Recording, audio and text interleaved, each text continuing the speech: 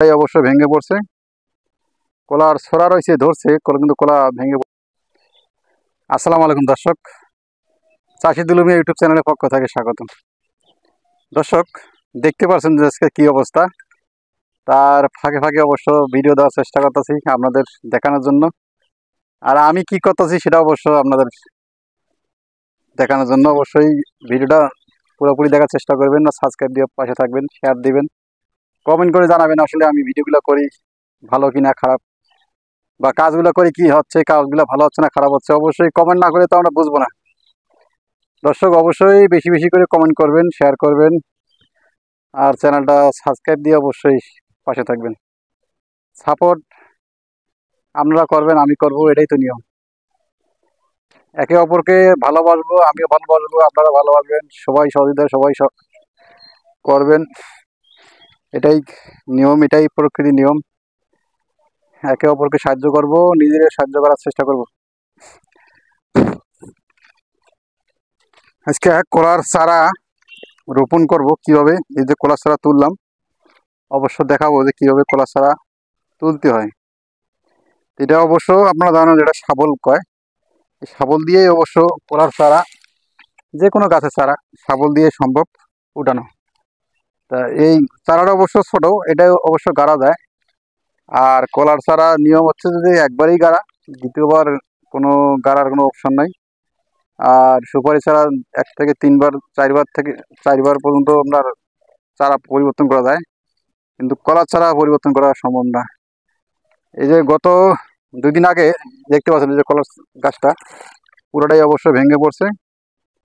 কলার ছড়া রয়েছে ধরছে কলা, কিন্তু কলা ভেঙে পড়ছে। বেড়ার কারণ হচ্ছে দর্শক, আমরা সঠিক পরিচালনার সমস্যা, সঠিক পরিচর্যার সমস্যা, এই সমস্যার কারণে এই সমস্যাগুলো সম্মুখীন হওয়া লাগে। এই যে কলা গাছটা দেখতে পাচ্ছেন, মানে হাইট কত, এই কলা গাছ যদি এত বড় হাইট হয়, তাহলে আপনারা কিভাবে কলার ফলন বা আশা করা যায়? আশা করতে পারবেন? পারবেন না, কারণ কলার হাইট হবে ছোট। এই কলার গাছটা যেখানে গাড়া হয়েছে, এই গাছটা ছায়াযুক্ত জায়গা, আলো বাতাস নাই, এবং পর্যাপ্ত পরিমাণ সার পাইছে। সার পাওয়ার কারণে সার গোবর, এই যে পাশে দেখতে পাচ্ছেন ছাই, এই যে ছাই আর গোবর প্রচুর। একটাই জিনিস দেখেন, এই জায়গাটা, এই কলাটা অবশ্য মুছা চলে আসছে, এই যে কলার মুছা চলে আসছে, কলার মুছা চলে আসছে। এই কলাটার হাইট আর এই যে কলার গাছটা যে হাইট, মানে উচ্চতা, এটা যে উচ্চতা হাইট দেখতে পাচ্ছেন কত বড়, এটার উচ্চতা হাইট দেখেন কত বড়। আর যে কলার ঝড়ে যেটা পড়ছে সেটার হাইট দেখেন কত বড়। এত বড় কলার চারাগুলা, যে কলাগুলা, গাছগুলা এত বড় হওয়া ঠিক না। কলা ছোটতে ধরবে, ছোটতে হবে, এটাই সবচেয়ে ভালো। আর এত সার প্রয়োগ করা যাবে না, এত গোবর থাকা যাবে না, এত চারা হওয়া যাবে না। একটা কলা, আমি পূর্বের ভিডিও দিছিলাম যে 2টা ফর্মুলা ব্যবহার করতে হবে। সেটা হচ্ছে 1 নম্বর হচ্ছে একটা গাছ রাখতে হবে, আর 2য় নম্বর হচ্ছে যে কোনো গাছ রাখা যাবে না, যেটা গাছ ধরবে ওই গাছটা রাখতে হবে, আর দ্বিতীয় একটা চারা রাখতে হবে। এই 2টা গাছ ছাড়া কোনো চারা থাকবে না কলার গাছে। তো অবশ্যই এই কলার চারাগুলো এতগুলো রাখা ঠিক নেই, এতগুলো যদি পরিষ্কার পরিচ্ছন্ন রাখা যাইতো তাহলে অবশ্যই এক কলার গাছে কলা ধরতো। যেহেতু আমি এই জায়গায় দেখতে পাচ্ছেন, আমি এই জায়গায় একটা কলার চারা উঠে নিছি, শুধু একটা থাকবে। এটার সাথে সাথে যদি একটা থাকে, এই যে একটা সাথে একটা রয়েছে, এই সাথে সাথে একটা রয়েছে, আর দ্বিতীয় কোনো কলার চারা থাকবে না। এই কলার গাছটা যেহেতু মোছা চলে আসছে, অবশ্যই ফলন আসবে আল্লাহ যদি দেয়। তাহলে সেক্ষেত্রে এই কলা গাছটা থাকবে, তার সাথে সাথে এই কলাটা থাকবে, এই গাছটা থাকবে, কলা থাকবে না গাছটা।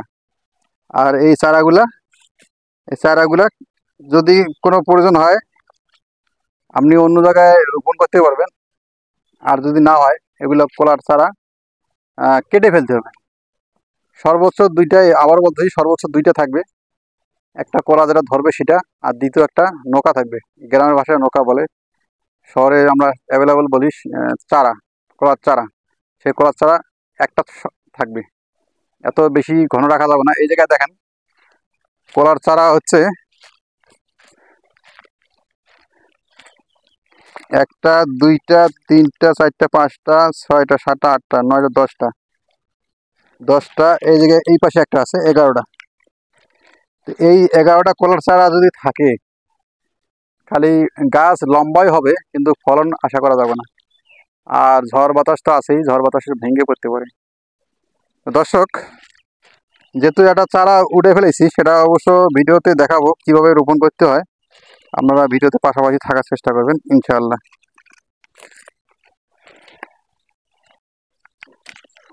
কলার চারা দর্শক 8 ফিট বরাবর গাড়বেন, 8 ফিটের বেশি দিবেন না।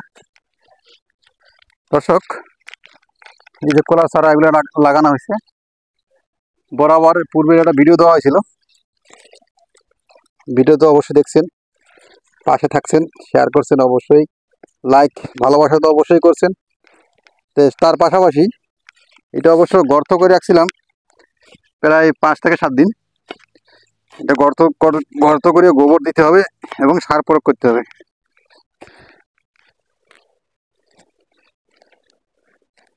আবাস নুন দিয়ে গেছে।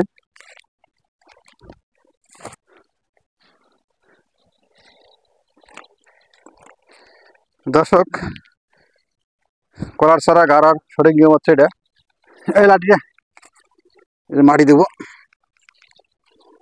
এই লেভেলটা বরাবর এই মাটির সাথে থাকবে, এক লেভেল থাকবে। যে কোনো চারার গাড়ার নিয়ম হচ্ছে এটা, বেশি পুঁতি দেওয়া যাবে না।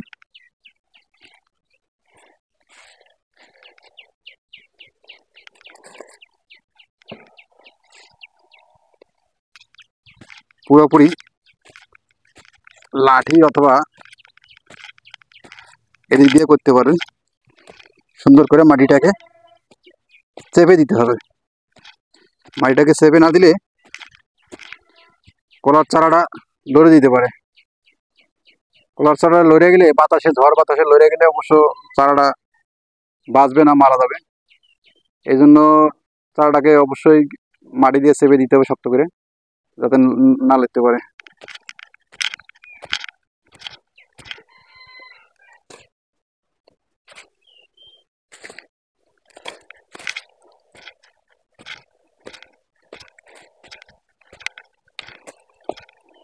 মাটি ভরে গেছে।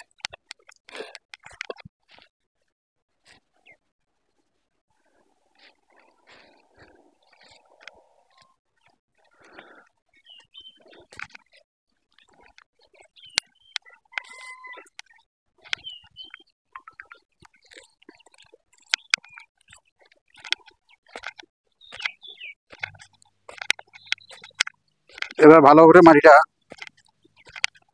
পুঁতে দিতে হবে, ভালো করে পুঁতে দিলে গাছটার শিকড়টা ধরবে তাড়াতাড়ি।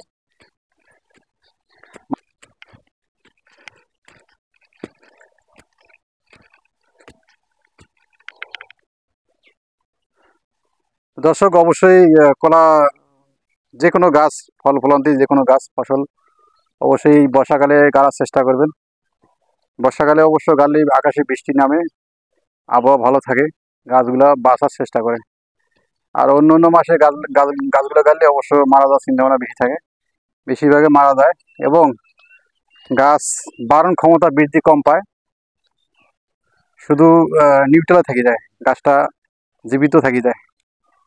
এই সময়টা, এই 6টা মাস, বৈশাখটা শুরু করে 6টা মাস ঝড় বৃষ্টি হয়, গাছপালা সবুজ আর সবুজ, সুন্দর ভালো সতেজ থাকে, ভালো থাকে। তো চেষ্টা করবেন সবাই এই সময়টা গাছ রোপণ করার। তো দর্শক, আজকে এই পর্যন্তই ভিডিওটা শেষ করলাম। পরবর্তী ভিডিও দেখার জন্য অনুরোধ রইল। আসসালামু আলাইকুম।